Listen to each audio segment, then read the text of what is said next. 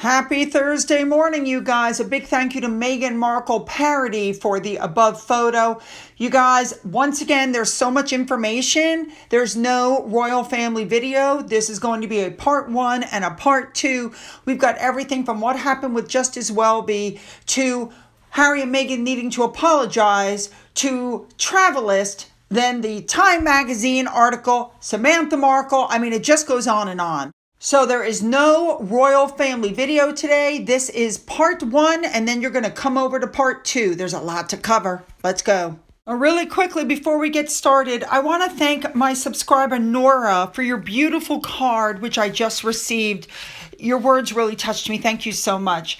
Next up, I want to thank Iva. I'm not giving people's names because they didn't give me permission to. She sent me a fabulous stamp, as you can see. And for those of you who don't know, the reason people send me stamps is because a few years ago after my mother's death, her coin and stamp collection that she'd been doing since she was a small child was stolen. So people have been sending me these ever since. Thank you so much.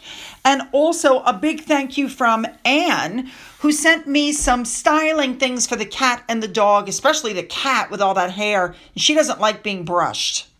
These came off my Amazon wish list. Thank you very much. And I will let you know how they work on the animals. The cat is really, Toodles is very sketchy about being brushed. All right, let's jump in with what we have, shall we? Let's go.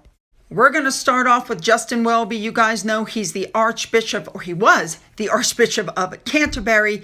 He's historically been close to members of the royal family. He's done marriages. He's the one who crowned King Charles. He is the 105th person to hold the position. People are saying that he even fell under the Harry-Meghan spell because over the years, their relationship got better and better because he was apparently sympathetic to them following Megxit, saying that the royal family was, quote, life without parole, and that the public expectation of the couple was superhuman. That didn't stop him, however, from coming out with their real marriage certificate when they claimed that he married them 3 days before their official wedding, something that would have been illegal and he would have gone to jail for. It's being reported that Mr. Welby really got to know Harry and Meghan because they had multiple meetings while their wedding was being planned and rehearsed for. Now, Mr. Welby was supposed to be at the yearly synod. It's the most important meeting in the Church of England calendar because that's where they get together and discuss things like scripture. But this is when Harry and Meghan decided to baptize Archie, and he thought that was more important, so he pulled out. And then, of course, as I said, in 2019, he said Harry and Meghan were entitled to take time off because they were not superhuman. Yeah. And a month after, on the BBC Radio 5, he praised Meghan, saying she's a person of profound humanity and deep concern for people, etc., etc. So he's constantly sticking up for them, which is why this article you're now looking at, which came out years ago, is saying that he was under their spell.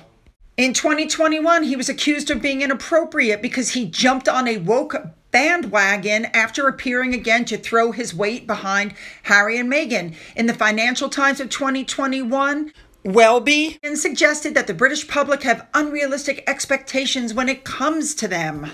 So getting back to the original story, this man has had to resign his position amid criticism. Apparently, there was a probe into a prolific serial abuser.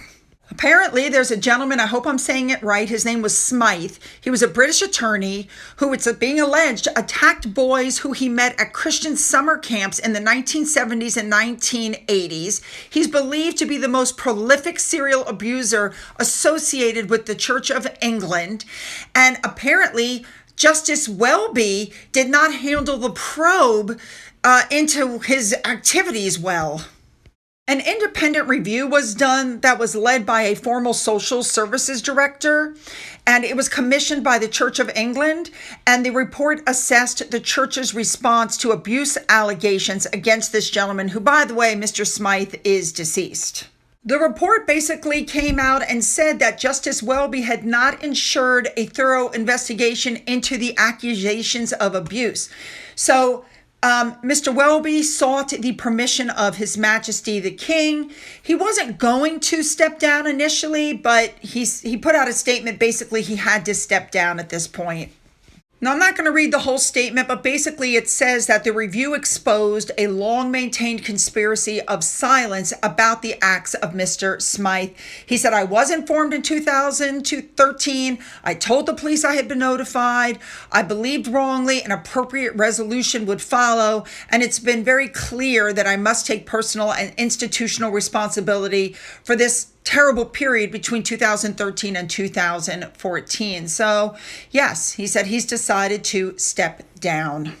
Just so you know how involved he was, he did the christenings of George, Charlotte, and Louis. He baptized Meghan into the Church of England before she married Harry. Then, of course, he married Harry and Meghan. He led the funeral of Prince Philip. He met with Queen Elizabeth in 2022 and later said that she had no fear of death. He became a Knight Grand Cross of the Royal Victorian Order in May of 2024 for his pivotal role in the coronation of King Charles.